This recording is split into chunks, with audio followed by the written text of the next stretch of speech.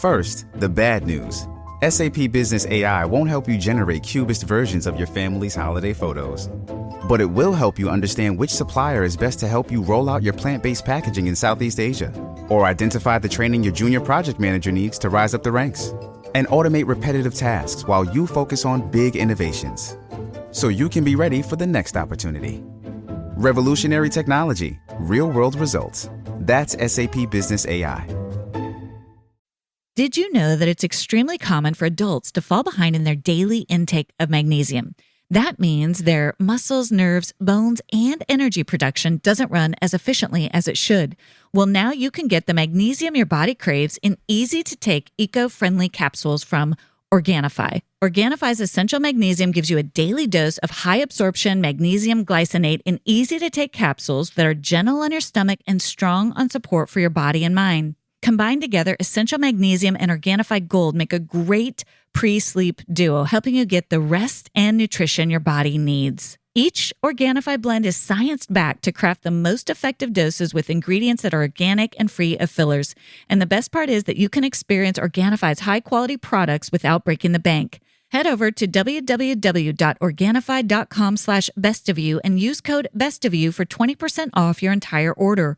That's www.organifi.com/bestofyou.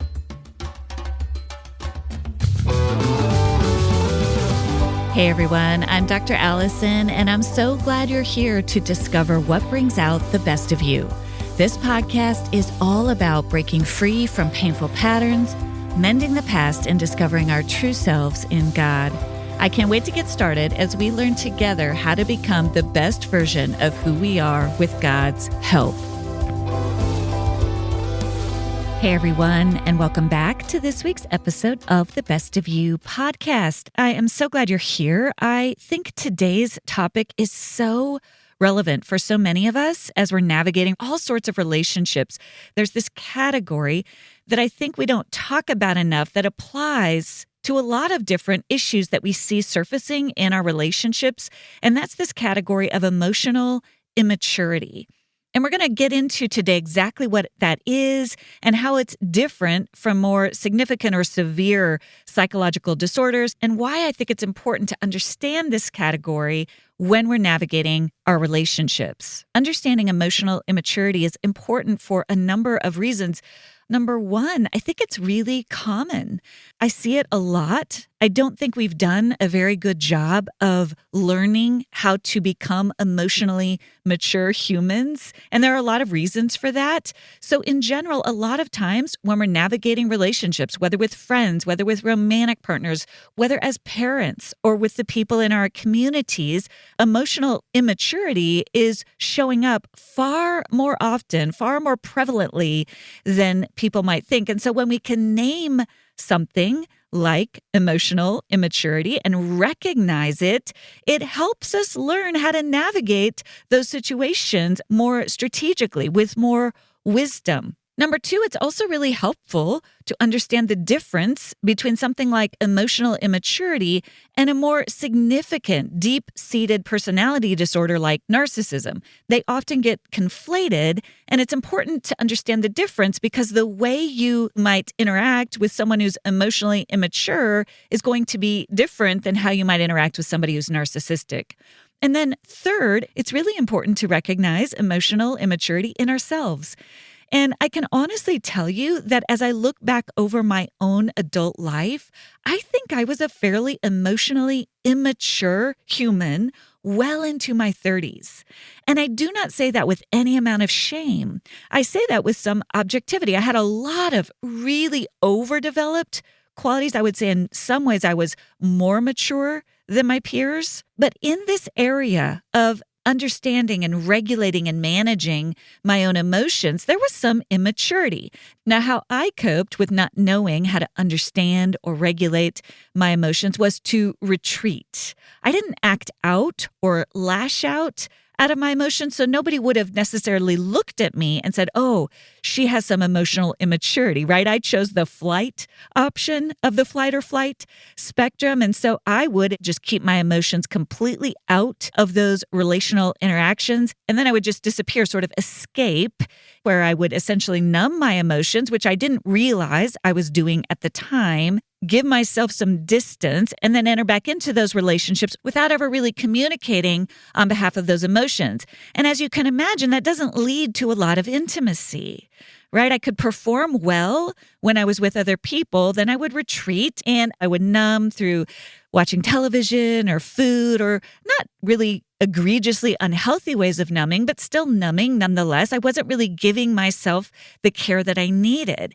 And so when I would enter into a relationship that required some emotional maturity, I wouldn't know what to do. And that's when that emotional immaturity would come out, right? And I would begin to notice, oh my gosh, I don't know what to do when someone is giving me constructive feedback, or I don't know how to speak up on behalf of myself, or I'm overreacting in a big way to a very minor disappointment. Again, I was pretty good at hiding those overreactions from other people, but I knew what was going on, and it was inhibiting my ability to forge intimate relationships with other people. And so emotional immaturity is something I think a lot of us struggle with. And again, I really want to emphasize there is no shame in recognizing some of these features in ourselves. And I also want to emphasize that we don't want to judge others where we see some of these features. We do want to set healthy boundaries. We do want to extract ourselves from emotionally immature dynamics in our relationships, but we want to be able to do that without self-shame or judgment of others. Before we dive into what emotional immaturity is, what it looks like, and how we grow in emotional maturity, I want to give you just a brief overview of the history of understanding emotions to help you understand why this relationship to our emotions is so complicated and why we run into emotional immaturity in other people and sometimes in ourselves. The reality is that our understanding of the role of emotions really came into the forefront significantly not until the late 20th century, particularly with the rise of psychological research in the 60s and 70s, which began to focus a lot on attachment theory. And if you think about attachment, it's really getting at the importance of nurturing emotional well-being in children. When John Bowlby and Mary Ainsworth were studying young children and how they reacted emotionally when a parent left the room, right? In those famous attachment studies, they were observing how a child's emotions were affected by the type of attachment he or she had with their parent. That research came into the forefront in the 60s and 70s, but it didn't really trickle down into having a practical impact on parenting until the last several decades. And so many people who were raised in the 70s, 80s, even the early 90s, there was just a very different emphasis on emotions. Even in healthy families, emotions weren't necessarily discussed a lot. We didn't really understand the importance of honoring a child's emotion, validating a child's emotion. All of those concepts are very new to psychology research, and it's also very new in parenting paradigms, right? If you've been parenting young children in the last couple of decades, no doubt you've probably become aware of how important it is to help your kids understand their emotions. But again, that's very new. That's quite recent. And so a lot of people are just simply walking around with a deficit of information about how to manage and regulate and understand emotions. It's just sort of a blind spot that a lot of people have. Now, the shift towards recognizing and validating children's emotions has led to different parenting styles. And these parenting styles prioritize open communication, more transparency, and the development of this secure emotional foundation that we talk about in terms of attachment. But again, that's fairly recent, right? If you've been parenting kids in the last couple of decades, you've probably given your kids a stronger foundation in that understanding of their emotions. But a lot of people just simply don't have that foundation. And even if we have some of the knowledge, we're still working to correct some flawed messages that we got about emotions. And that's why, again, there's just no shame in any of this, but knowledge is power. And the more we understand what emotional maturity looks like, the more we can develop it in ourselves, and the more we can strive to bring it into our relationships with other people. What is emotional immaturity? What do we mean by that? Well, it's just a state where someone has a really hard time managing their emotions effectively. They struggle to regulate their emotions, which simply means that they have an emotion and tend to immediately act out of that emotion, versus emotional maturity, which is having an emotion, naming the emotion, and then regulating that emotion. A lot of times you'll hear me say, speaking on behalf of an emotion instead of speaking from an emotion, right? So if I experience anger, if I don't have the maturity to know how to regulate my anger, I might just go around getting really angry in the moment at whoever triggered that anger, whether it's justified or not. But if I've learned how to regulate my emotions, I can notice, oh, I'm feeling angry. I wonder what that's about. I can do some self-inquiry. I can discern whether that anger is justified. I can discern the source of that anger. I can discern whether that anger is because somebody has wronged me and I need to actually go have a conversation with that person. Or I can also discern if that anger is something going on inside of me.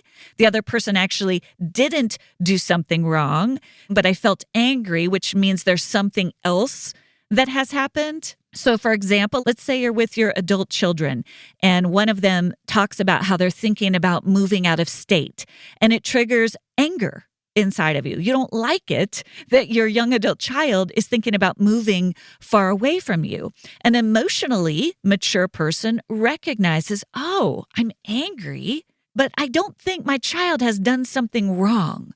So how do I need to manage my anger so that I don't lash out at someone who hasn't actually done something wrong? What is that anger actually about? And then you can go on a process to understand, where is that anger actually coming from? Because this person didn't actually do something wrong, right? That would be an emotionally mature response.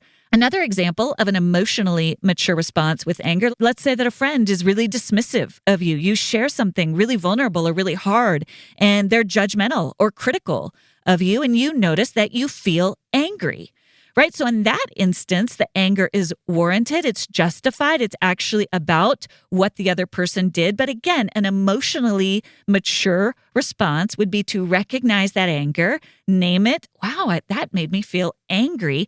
And then respond effectively on behalf of the anger, such as saying something to the effect of, ouch, man, that hurts. I feel really criticized in this moment. I was looking for support. What's that about? Right? So there might even be a little edge to your voice, but you speak up on behalf of your feelings. Those are two examples of an emotionally mature, an emotionally regulated response. An emotionally immature response in each of those incidences. So let's go back to the example of where your young adult child says something to the effect of that she's thinking about moving out of state. You notice anger and you lash out. You can't do that. How could you leave everybody who loves you? You won't be okay on your own.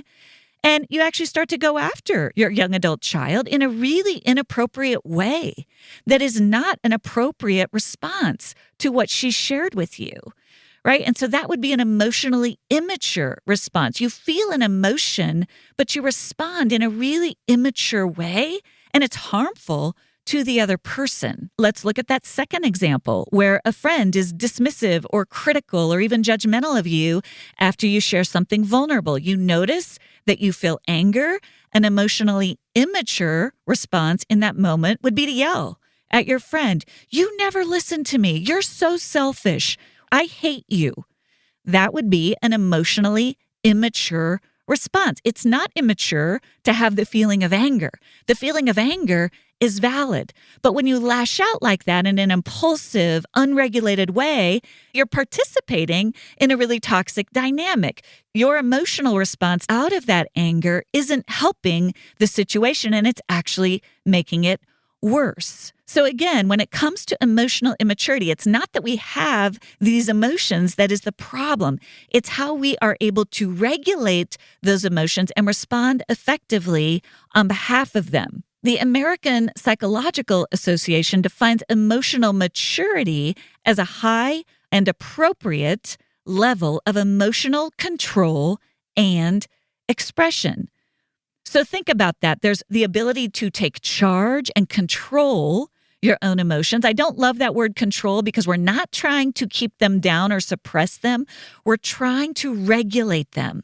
We have the emotion, but we're in control. We're in command of them. This is that fruit of the spirit of self-control that we get out of Galatians 5. I can have that emotion, but I'm also in control of it. And then the second component is expression. It's not that we're stifling that emotion. It's not that we're sidelining it or exiling it. It's that we learn how to express ourselves in a healthy way on behalf of that emotion. So control and expression are both a part of emotional maturity. When I shared with you my own experience with emotional immaturity in my 30s, I was high in control. I could control my emotions, but I could not express them. And that's what led to that emotional immaturity. I could not express my emotions. And we have to be able to express emotions to have healthy relationships with other people. So on the other hand, emotional immaturity, according to the American Psychological Association, is a tendency to express emotions without restraint or disproportionately to a situation. So again, there's those two components. The emotional behavior is out of control. You're not in control of the anger. You're not in control of the sadness. You're not in control of the fear. In an emotionally immature person, the experience of the emotion, whether it's anger or fear or disgust or whatever these key emotions are, is out of control. But they're also not being expressed in an appropriate and considered and measured manner. And if you really think about how to sum this up, when we see someone who's demonstrating emotionally immature behavior, it reminds us of the behavior we see from children. That's what it is. Someone hasn't developed past those childlike states of emotional outbursts that we expect from our children. If you are parenting a 4-year-old, a 5-year-old, a 6-year-old, right? They have emotional outbursts. They have disproportionate reactions to situations. They don't always know how to express themselves effectively on behalf of their emotions. We expect this behavior from our children, but when we see this behavior in adults, it can do damage to relationships.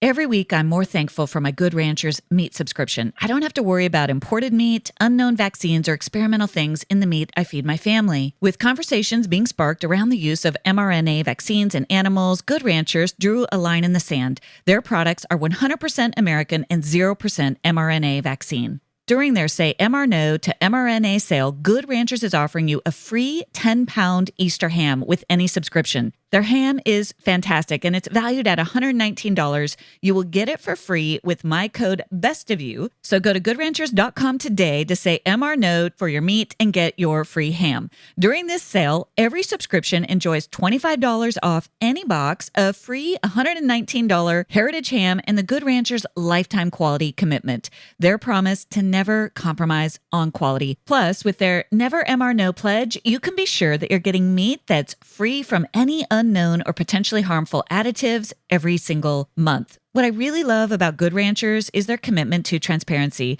They believe that you have the right to know exactly what's in your food, and they're not afraid to show you. They're amazing supporters of this show, so let's support them and the stand they're taking. Go to goodranchers.com and use my code BESTOFYOU to get your free Easter ham today. Goodranchers.com code BESTOFYOU to say MR No to mRNA. Good Ranchers, American meat delivered. Factor's delicious, ready-to-eat meals make eating better every day easy. Wherever tomorrow takes you, be ready with pre-prepared, chef-crafted, and dietitian-approved meals delivered right to your door. You'll have over 35 different options a week to choose from, including keto, calorie smart, vegan and veggie, and more. And there's even more to enjoy with over 55 nutrition-packed add-ons that help make your weekly meal planning even more delicious. I love Factor's restaurant quality meals that are ready to heat and eat whenever you are. They take just 2 minutes to cook. Factor is the perfect solution if you're looking for fast, upscale options done easily. Head to factormeals.com/bestofyou50 and use code bestofyou50 to get 50% off. That's code bestofyou50 at factormeals.com/bestofyou50 to get 50% off. So here are some basic examples of emotionally immature behaviors And I want to be clear that we can all do these things in any given moment. But as with anything, when we begin to define something as emotionally immature, we're seeing a consistent pattern of these behaviors over time. There's an inability to handle constructive feedback. We might see a lot of defensiveness rather than someone being able to consider the validity of the constructive feedback. I talk a lot about defensiveness in I shouldn't feel this way because I see it as a yellow flag for how well we're managing our emotions. Emotional immaturity might show up as someone who shifts blame onto others instead of taking responsibility for their own role in a situation. If I can't take responsibility for my own emotions, I'm going to be tempted to blame others for the emotions I'm experiencing. It's your fault that I'm angry. If you wouldn't do this, I wouldn't feel this way. We see a lack of problem-solving skills. As adults, we have to sometimes compartmentalize our emotions. We have to be able to honor our emotions and also set our emotions aside to solve problems. For example, you might have a big emotional response to how your child is being treated at school, and that emotion is valid, but you'll need to be able to compartmentalize that emotion to figure out how best to solve the problem. What do I need to do? Who do I need to talk to? How do I approach this situation to help bring a solution to it? We might see constant overreactions, just big reactions to minor events. We see little ability for self-reflection, for someone to be able to reflect on the emotions that they have. We see a lack of awareness of other people's feelings. It's really hard to understand other people's feelings if you don't understand your own. And we see some impulsiveness, right? Where there's this acting out of emotion instead of this healthy restraint, honoring an emotion while simultaneously being able to think critically about a situation. Emotional immaturity can stem from a lot of different factors. And so it's really important if you're in a relationship with someone where you see some of these qualities, to wonder, to get curious about what the root of that is. Sometimes it's stemmed in just a lack of knowledge. It can stem from childhood wounds where we've been enmeshed with a parent or a caregiver. I'll get into more of what I mean by that. Again, there is no shame in any of this. And then sometimes, and this is important to name, emotional immaturity is a symptom of a deeper-seated problem, such as something like narcissism. Emotional immaturity is a symptom of narcissism. So most people who have narcissistic tendencies also show symptoms of emotional immaturity, but people who are emotionally immature are not always narcissistic. And I really want you to hear me say that. I think that label of narcissism gets thrown around way too easily. It's an important label, especially when it fits, but there are a lot of other diagnostic criteria to name something as narcissistic or narcissism. Go back to episode 1 to listen for more about that. But again, people who are narcissistic absolutely show signs of emotional immaturity, but people who are emotionally immature are not necessarily narcissistic. They might have other really good qualities, right? They might be able to show loyalty, show responsibility, show up well in relationships. They might be a really good friend, a really good partner, a really good parent, but they struggle in this area of emotional maturity. I want to talk a little bit more about the role of enmeshment and differentiation in emotional development, because these are key features of growing in emotional maturity. So differentiation relates to an individual's ability to develop a distinct sense of self, to become someone who is separate from others. And this term is especially common as we think about families, right? Where as a young child, were you able to have a distinct sense of yourself apart from your parents? Was there an understanding that different people could have different emotional responses to the same event? So, for example, maybe a family is going to a specific church, and as the kids are getting older, maybe one of the parents is starting to feel unhappy about the church service, doesn't like the music or doesn't like the sermon. Maybe another parent is feeling okay with it. They like the service. Maybe the teenager in the family is really attached to the youth group and really loves the service for that reason, right? Every single member of that family has a different emotional response to that event. And that's healthy and that's normal. And in a healthy family, there would be room for each of those different responses. And even if there's a decision made to leave the church or stay at the church, there's still an acknowledgement that different people have different emotional responses to that decision. So maybe if the decision is made to leave, it's going to be done with an understanding that this is going to be really painful for the teenager who's really attached to the youth group. And maybe we'll figure out ways to help that young person stay involved in that community. So there's an honoring of the grief that is entailed for the individual family member. Right? And again, this is a fairly nuanced concept that is fairly new. Many people, if you think about the way you were parented, let's say your parents had to move, right? You had to leave your child at home and move out of state for a job, right? Your parents didn't have a choice. They needed to follow the job and you had to leave and you had to uproot from a school that you loved and you were really sad about that. And again, this is not to blame parents, but in that generation, it wouldn't have been untypical for parents to just say, well, this is just the way it is. You're going to have to deal with it. Right? There wouldn't have been as much emphasis on, listen, this is hard. Yes, we do have to make this move, but yes, your grief is also valid. Let's talk about it. Let's honor it. That's nuanced parenting, and a lot of us didn't get that. And so when in families, children are given that opportunity to have their own emotional responses, to take responsibility for them. It's not that their every emotional response is indulged or pleased or enabled, but that the emotional response is valid. That child learns how to regulate emotions. I can have an emotion. That emotion is valid. It doesn't mean that that emotion will drive all of the decision making, but I also recognize that I'm okay. When I have a big emotion, I'll be okay. It's honored, it's valid. I can see the merit in being part of a larger community, a larger system of people, in this case, a family, where sometimes I don't always get my way, and sometimes that's hard. And also, I'm okay because I can have my feelings about it, and then I'll find a way forward on this different path. That's the goal, right? That's what leads to emotional maturity. But when we didn't get that experience, when our emotions were sidelined for whatever reason, whether it's just parents who didn't know better or whether it was through abusive actions on the part of parents or toxic actions on the part of parents or traumas that were out of our control, we don't know what to do with those big emotions. We just don't know what to do with them. As part of my health journey this last 2 years, I've had to overhaul pretty much everything I eat. And one of the things I noticed is I wasn't getting enough electrolytes as a result of that.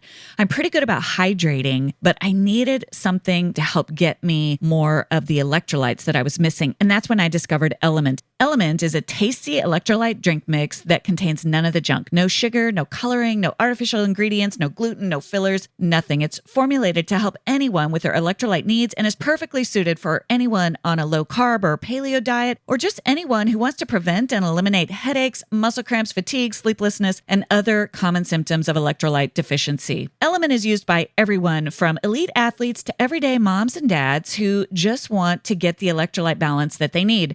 Right now, Element is offering a free sample pack with any purchase. The Element sample pack includes 1 packet of every flavor. This is the perfect offer for anyone interested in trying all of our flavors or who wants to introduce a friend to Element. Get yours at drinklmnt.com/bestofyou.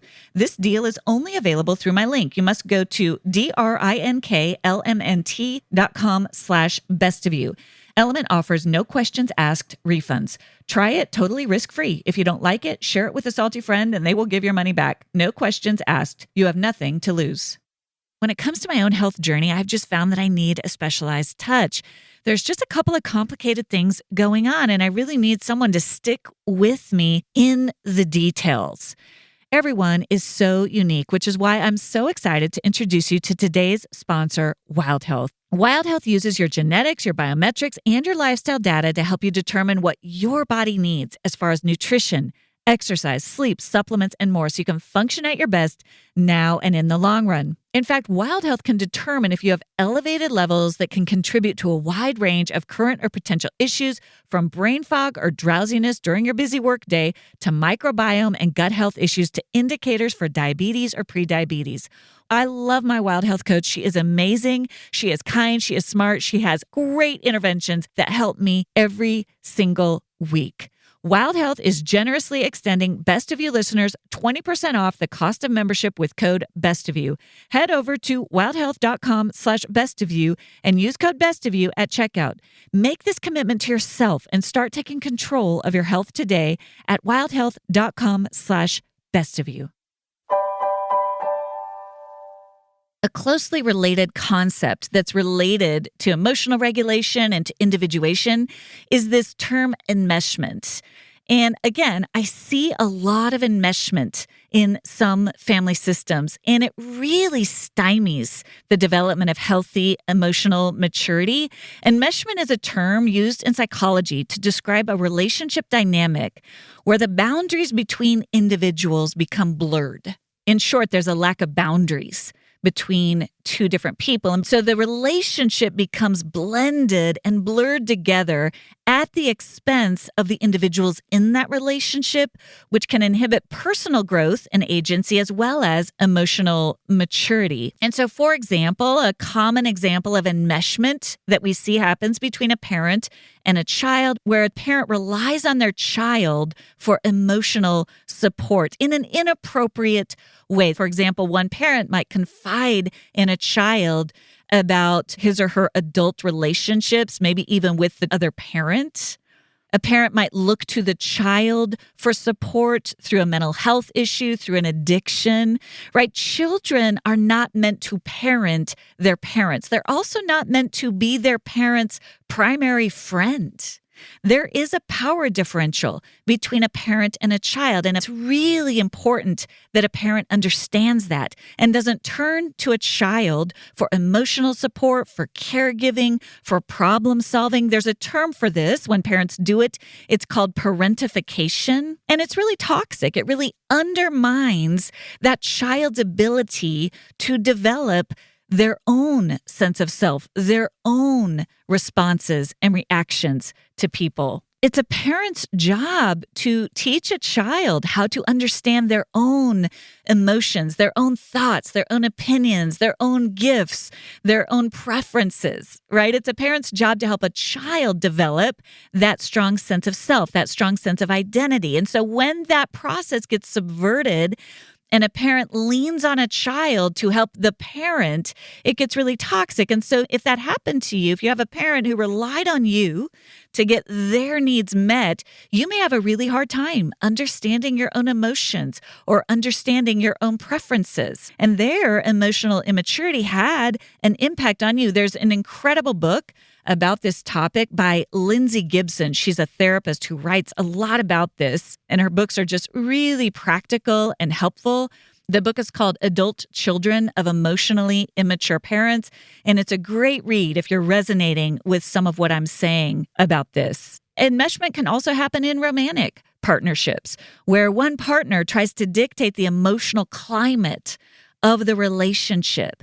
It's as if you're not allowed to bring your own emotional responses into the relationship. And so if you think about that example I shared where two people can go to the same event, whether it's a church service or a family reunion, each person is going to have different emotional responses to that event. That's healthy. Part of the beauty of relationships is getting to share each person's individual reactions, right? We learn more about the other person, but in an enmeshed romantic partnership, one person feels like their job is to simply bear witness to the other's emotions. That other person can't do the work of bearing witness to yours. And so there's some emotional immaturity there that leads to a deficit in that aspect of building intimacy in that relationship. And then you can see enmeshment also in friendships or even in sibling relationships. Siblings, especially in the absence of parental emotional availability,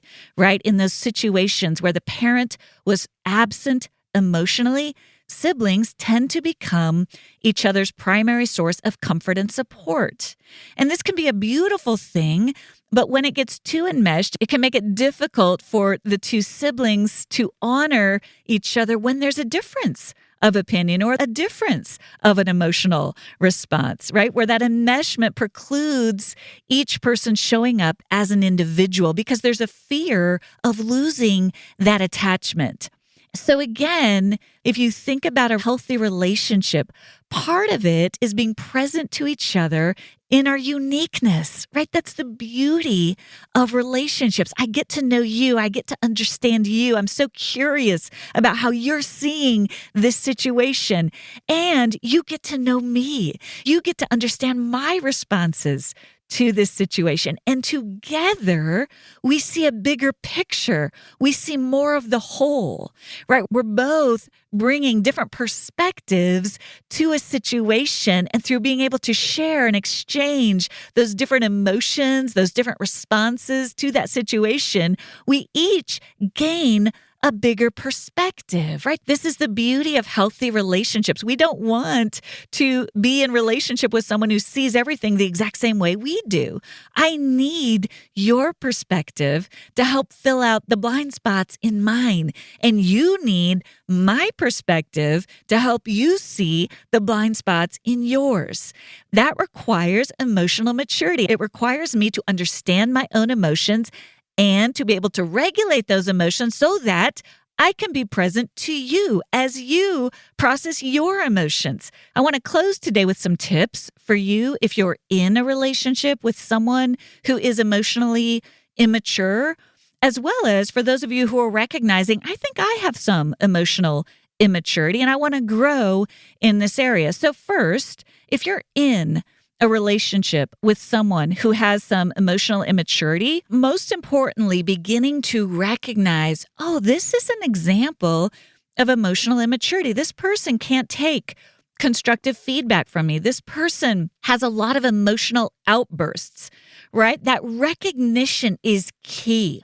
The minute you begin to see that and you stop participating in that dynamic, whether through using words or through your actions, that's a huge step toward change. You're removing yourself from that dynamic. Boundaries are really critical. It is not your responsibility to regulate somebody else's emotions. That is their responsibility. Now, you can't get somebody else to do that, but you can set the boundaries to remove yourself from their expectation that you will do that. So, for example, if you have a parent that tends to lean on you for their emotional support, you can say a brief statement of compassion. Wow, that must be hard. I hope you're getting help for that. And then excuse yourself from the conversation. Your actions are going to speak loudly that you simply are not going to do the work of regulating their emotions, of helping them process their emotions. You can be a compassionate person and also excuse yourself from those conversations. I talk a lot about how to do this in I Shouldn't Feel This Way. And then another great resource, especially if you're dealing with this in the context of your own parents, is the book by Lindsay Gibson, Adult Children of Emotionally Immature Parents. Another great resource is by Nidra Glover Tawwab called Drama Free, a guide to managing unhealthy family relationships. Now, if you're someone who's been listening going, I think some of that relates to me. How do I begin to grow in emotional maturity? A couple of steps. Number one, just practice voicing your emotions with a safe person, right? I think I'm feeling this way. I don't know what to do with this feeling, but this is what I think I'm feeling. Give yourself permission to let that young part of you, right, that beautiful child inside of you that never got a chance to understand her emotions, to do some of that work now. Find a safe person or do it in your journal or do it with God and begin to notice, man, this is the emotion I'm having right now. Isn't that interesting? Have some fun with it. Get curious about it. It can be really helpful to just establish a daily practice of checking in with yourself, whether through journaling, through prayer, taking a walk each day and checking in on your thoughts and feelings. What am I thinking? What am I feeling? What do I really want out of this situation? Just begin to consider your own thoughts and feelings. Tell a friend, this is something I'm working on. I want to grow in this. If you've dealt with a lot of trauma or you've been parentified or you're coming out of an enmeshed family system, seek the support of a professional. They can help you begin to individuate and grow in understanding your emotions. This is such powerful, beautiful work. The fruits of it are just so life-giving, because the truth is, the more you invest in your own emotional health and your own emotional maturity, the more your relationships will become more mature. You'll just start to notice when folks have expectations of you emotionally that are unfair and that are not your responsibility. You'll start setting healthier boundaries, and you'll start enjoying the vitality that emotions bring to our lives. There is nothing like that feeling of realizing that you can have all the different emotions and not be knocked off your feet by them, that you could feel grief, that you can feel sadness, that you can also feel joy, that you can also feel hope, that you can also feel disappointed. And those emotions actually become the best sort of friends. You learn to become a good friend to yourself through all of those emotions, and you develop a sense of agency, a sense of wholeness, and a sense of being anchored that no one can take away from you. Thank you for joining me for this week's episode of The Best of You. It would mean so much if you take a moment to subscribe.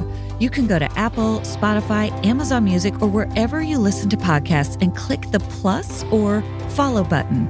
That will ensure you don't miss an episode, and it helps get the word out to others. While you're there, I'd love it if you leave your 5-star review. I look forward to seeing you back here next Thursday. And remember, as you become the best of who you are, you honor God, you heal others, and you stay true to your God-given self.